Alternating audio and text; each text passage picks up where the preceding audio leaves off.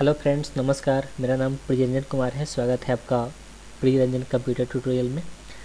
आज मैं आपको व्यू के टैब से मैक्रोज़ के ऑप्शन के बारे में डिस्कस करने जा रहा हूँ।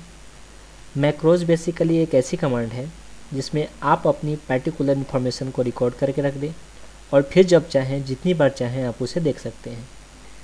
एग्जाम्पल के तौर पे मेरे कंपनी के एम्प्लॉय की एक लिस्ट रिकॉर्ड करनी है ताकि मैं उन एम्प्लॉयज़ के नामों को जब चाहूँ, जितनी बार चाहूँ, जिस भी डॉक्यूमेंट में चाहूँ उसे प्राप्त कर लूँ या उसे देख लूँ। तो मुझे करना क्या होगा कि मैक्रोज़ के ऑप्शन पे मुझे क्लिक करना है और क्लिक करने के बाद में आपके सामने में कुछ ऑप्शंस दिखाई देंगे। मुझे रिकॉर्ड मैक्रो पे जाना है। यहाँ पे बाय डिफ़ॉल्ट मैक्रो नेम में मैक्रो 1 के नाम से यहाँ पे आपको दिखाई दे रहा होगा। इसे आप चाहो तो अपनी मर्जी से चेंज कर सकते हो। तो मैंने यहाँ पे नाम दे दिया एम्प्लॉय के नाम से मैंने इसको दिया है और इसको मैं ओके कर रहा हूँ। ओके करने के बाद में ध्यान से देखेंगे तो ये जो कर्सर है, इस कर्सर पे एक दो डॉट से बने हुए हैं जो कैसेट्स टाइप्स के दिखाई दे रहे होंगे। इसका मतलब ये होता है कि आपका रिकॉर्डिंग चालू हो गया है। आप इसमें आप कोई भी रिकॉर्ड कर सकते हो। मैंने यहाँ पे लिखा एम्प्लॉय नेम, एम्प्लॉय नेम मैंने लिखा और मैंने इसको सिलेक्ट किया। इसकी मैं फॉर्मेटिंग कर देता हूँ ताकि देखने में अच्छा लगे। होम में जा रहा हूँ मैं। होम में जाने के बाद में इसको मैं बोल्ड किया और इसकी साइज़ को मैंने इंक्रीज़ किया और इसको भी मैंने अंडरलाइन दे दिया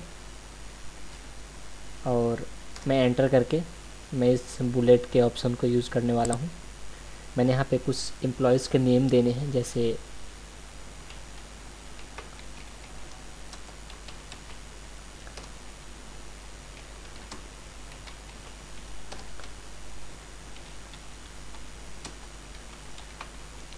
महेश कुमार। जैसे जो भी आपको नाम चाहिए, जो भी आप नाम देना चाहते हैं उसको आप यहाँ पे मेंशन कर सकते हैं। मैं कुछ एम्प्लॉयज़ का नाम यहाँ पे मैं डाल रहा हूँ।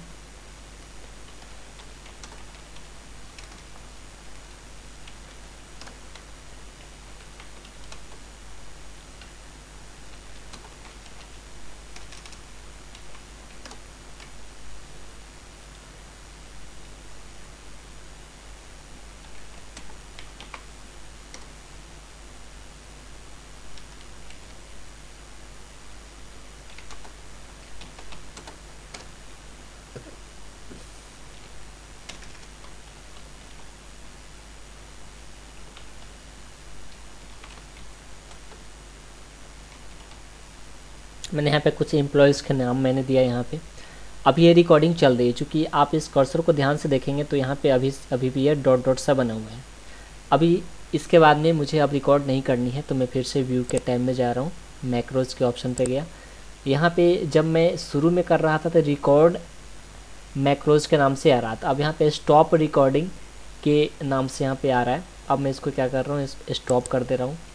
अब रिमेनिंग अब जो भी मैं यहाँ पे टाइप करूँगा वो मैक्रो इस चीज़ को सेव नहीं करेगा, क्योंकि आपने यहाँ पे रिकॉर्डिंग को ऑफ कर दिया है। डेट मीन्स कि आपने स्टॉप कर दिया है।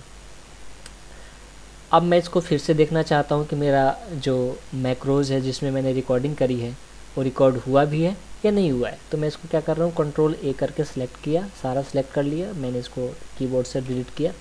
अब मैं इसको फिर से देखना चाहता हूँ तो मैक्रो पे जा रहा हूँ, व्यू मैक्रोज़ पे गया। एम्प्लॉय की एक लिस्ट बनी हुई है, मैंने इसको सिलेक्ट किया। अगर ज़्यादा बने होंगे तो आप उस चीज़ को सिलेक्ट करेंगे जो आपको चाहिए, जो भी आपने मैक्रो का नाम दिया होगा। मैंने एम्प्लॉय को सिलेक्ट किया और रन के कमांड को मैंने यूज़ किया। जैसे ही आप रन के कमांड को यूज़ करेंगे आपके सामने में जो भी आपने लिस्ट बनाए होंगे, जो भी आपने रिकॉर्ड करे होंगे वो आपके सामने में आएंगे। देखिए, ये जो मैक्रोज़ है इसमें जो कुछ भी आप रिकॉर्ड करते हैं ये आपके ना तो आपके माई कंप्यूटर में सेव होता है और नहीं माई डॉक्यूमेंट में या डेस्कटॉप पे ये सेव नहीं होता है।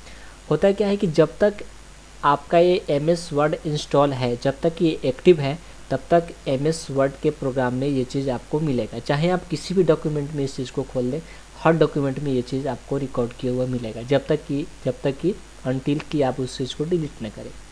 इनफैक्ट मैं इसको अगर बंद भी कर देता हूँ, मैंने इसको नो किया, फिर से मैं इस चीज़ को देखना चाहता हूँ तो मैं माइक्रोसॉफ्ट ऑफिस वर्ड पे जा रहा हूँ और फिर से मैं व्यू के टैब में गया और मैक्रोज के ऑप्शन पे व्यू मैक्रोज को मैंने यूज़ किया, फिर से मैं रन को यूज़ किया, ये आपके सामने है। यानी कि आप किसी भी डॉक्यूमेंट में चाहें, जब चाहें, जहाँ चाहें आप उस चीज़ को प्राप्त कर सकते हैं।